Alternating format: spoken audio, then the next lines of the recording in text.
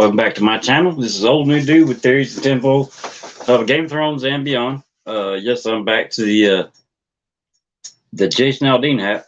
Excuse me, I got nitro in my mouth. And don't want to stay where it's supposed to. It's the bad part about going live. Don't worry about it. It's stuff that I deal with all the time. So, but we're good. I probably bit off more than I could chew with the the Varys theory. I mean, it's still a decent theory. It makes you stop and think. But the only way to prove it is to go back and read everything that has to deal with Grand Maester Pycelle. And to that, we might actually just have to do everything that happens in King's Landing after Tyrion leaves. Cause I mean, granted, a lot of the stuff after that, it's not whole conversations with Grand Maester Pycelle. It's he gets one line and answers a question, or they comment on his eyes being closed. He better not be asleep again. Blah blah blah. And so I didn't notice anything. It didn't jump out at me at first read, but like I said, I got to.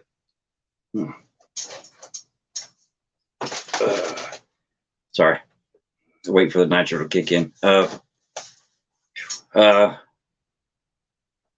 where was I at? Sorry, bad day. The hat still looks good. Oh yeah.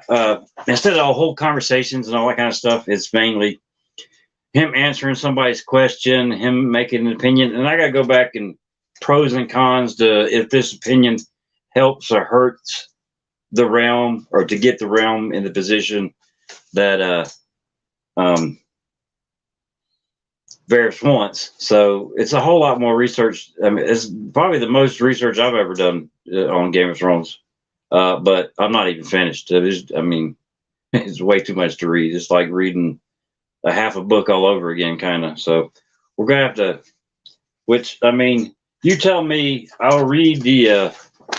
Yes, you get the Recovering Rednecks version of a Game of Thrones. And you tell me if there's any leeway that you notice in the description of Grand Maester Pycelle. I got a balloon down there. It's not me farting. All right. Winter, said Sir Kevin. The word made a white mist in the air. He turned around from the window. Then something slammed him in the chest between the ribs, hard as a giant's fist. It drove the breath from him and sent him lurching backwards. The white raven took flight, or took to the air. It's amazing how you could read something and then put your own words in there. Took to the air, its pale wings slapping him about the head. Sir Kevin half sat and half fell onto the window seat. What? Who? Quarrel?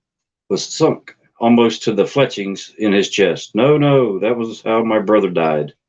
Blood was seeping out around the shaft. Pycelle, he muttered, confused. Help me, I. Then he saw Grand Maester Pycelle. This is probably where I should have started reading it. Then he saw Grand Maester Pycelle was seated at his table, his head pillowed on the great leather-bound tomb before him. Sleeping, Kevin thought, until he blinked and saw the deep red gash in the old man's spotted skull, and the blood pooled beneath his head, staining the yellow pages of his book. All around his candle were bits of bone and brain, islands in a lake of melted wax. Hold on.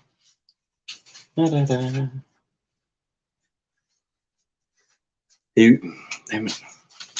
All right, he wanted guards. Kevin thought, I should have sent him guards. Could Cersei have been right all along? Was this his nephew's work? Tyrion, he called where? Far away. Don't think we get any more description of Grand Maester Pycelle in that. The one thing I'll note is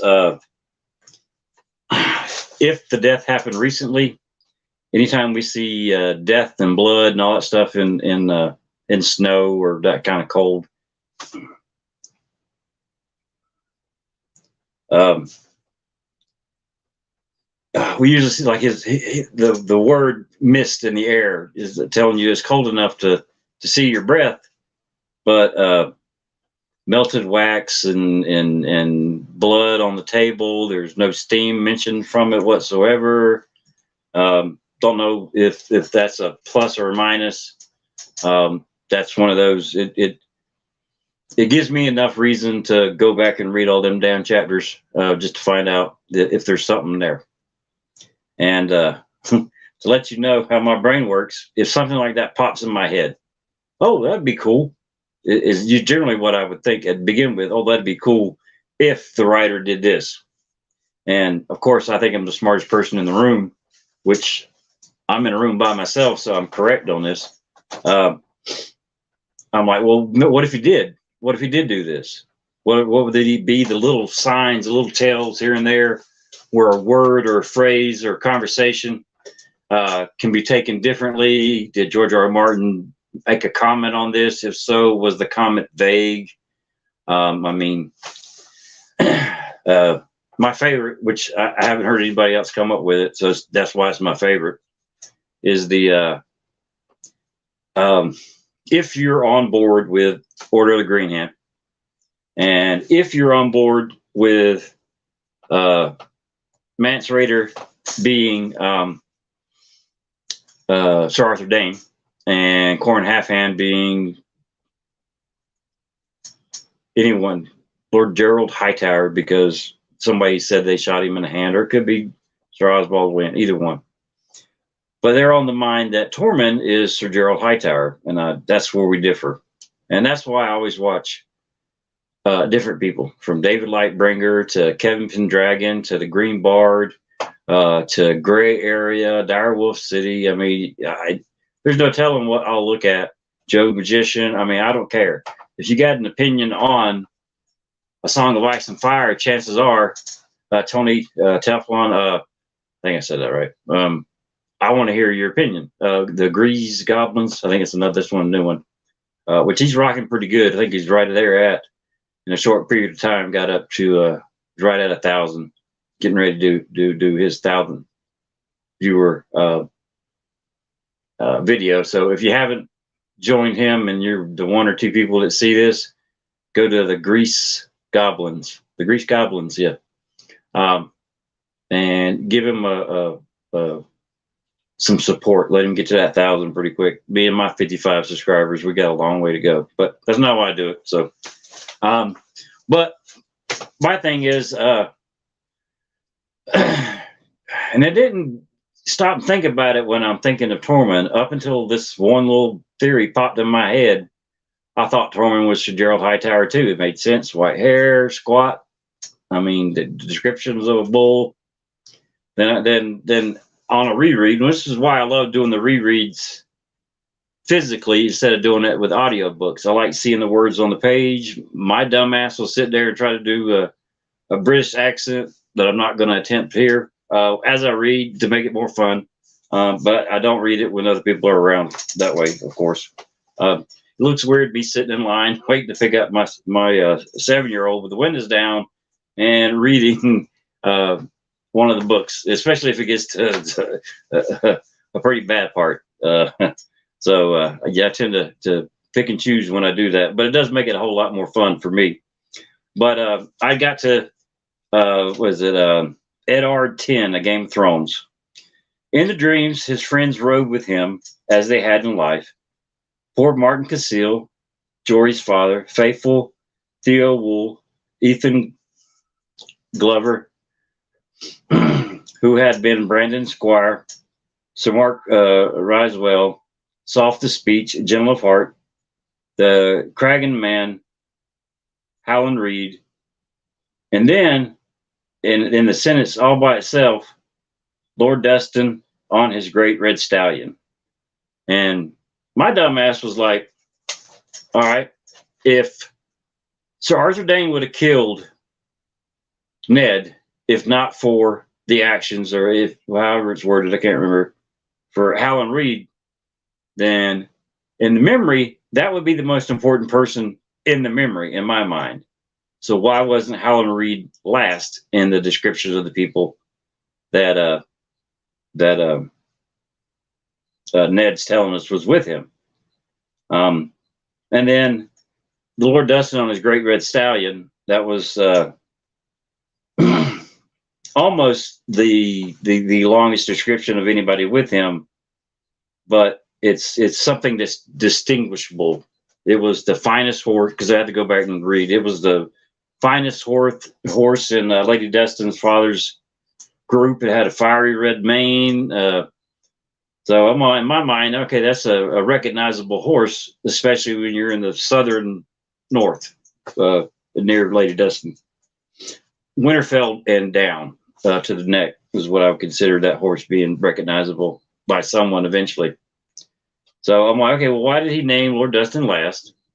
And why did he tell us he had a great big red stallion? And the big red stallion is the only thing that got returned. So it just got my brain thinking, well, how can he return the horse and bring his sister's bones home and not bring all these important people, especially Lord Dustin? Why wouldn't he, if he was that important, to name him last after Howland Reed? Why didn't he bring his bones home? Then I was like, okay, well, he's alive. He didn't die. I'm not the first person to say that the Tower of Joy didn't happen the way we hear it in the books, but I don't think it happened anywhere close to that. I think almost all the people that were there are still alive. I'm sitting up too tall today. Sorry, bugging me. All right, well, I'll squat down. So, all right, they're still alive where they at. And I would think that Lord Dustin, I pointed it out before that this is why, because when I read this, I thought Tormund right off the get-go. Catelyn's own wedding night, Jory Casil had torn her gown in his haste to get her out of it. The drunken Desmond Grill kept apologizing for every bawdy joke, only to make another. When Lord Dustin had beheld her naked, he told Ned that her breasts were enough to make him wish he'd never been weaned. Now, branch off, that phrase right there leads some to believe that, I don't know crap about, I mean, granted, I got 3 kids, but I still don't know crap about pregnant women. That on her wedding night, Kat was already pregnant with Brandon's son. That's the theory. And I mean, I can see that sentence kind of leaning that way. Not saying it's true, not saying it ain't, but I mean, I like going down the rabbit holes. But I mean, that joke alone made me think of Tormund, because his members 20 size the times of normal men.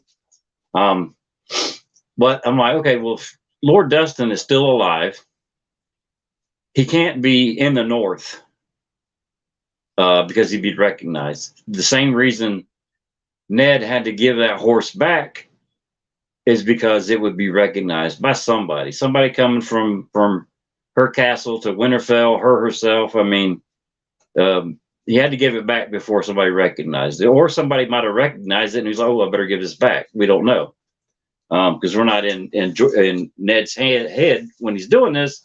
We don't get a whole lot of description of why. We don't get any description of why he does this in the book and everything. So that got me thinking, all right, well, where is Lord Dustin? And then the phrase about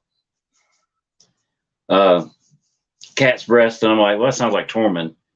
And then that's when I started digging in to, well, what did Lord Dustin look like? We don't know. We don't get a description of him.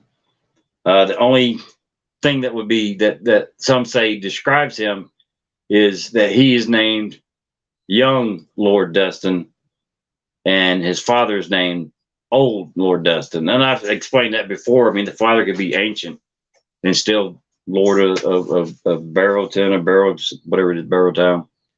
And young Lord Dustin just means that he's younger than his father, which could still put him older than me. So by the time 15 years further, then his hair is all white and everything. But like they said, somebody that knew how to lead a lord to try to round the north and under one king to try to be king beyond the wall. We know that Tormund tried and failed. Very Sixskins tried and failed. But we never in Tormund's head. So I mean, anytime we're not seeing somebody's thoughts, I'm paranoid or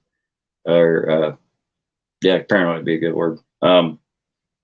Cautious on what that person's saying, because you don't know their reasonings behind the words that they choose. You try to figure out the reasoning behind their words that the author, that George R. Martin uses, is the hard part. And oh yeah, I rambled on way too long. Yesterday was a real short video. Today, I love this theory just for the simple fact is it's mine. I haven't heard it from anybody else. I came up with a theory. I did the research. It's the only thing that I have that I think has a chance of being true. That I don't have to share with anybody. I don't have to say somebody, unless you come on and there's somebody predates my stuff on that, then this is mine. I got my hat all over it. That's the hill I'm going to die on. But yeah, that's it. I mean, I'm just rambling. Richard will be back tomorrow. He's the brains of the operation, thankfully, because I'm pretty sure y'all got better things to do than laugh at my stupid dad jokes. But all right, that's it. Any thoughts on Varys, the pretending to be somebody else? Any of your thoughts on Lord Dustin or Tormund or anything about the Mance Rayder? I mean, anything spoken on this that you don't agree with? Could jump right on in there. Tell me. I'm fine with disagreements. But that's it. That's it. Y'all be good. Take care of yours. I'll take care of mine. Let's see if I can. I'm not going to sing today at the end of this thing like I did 2 days ago or 2 videos ago. And this end button to get out of this damn thing is so close to the bottom that it has a hard time with my finger touching it. So we're going to try real quick. And y'all be good.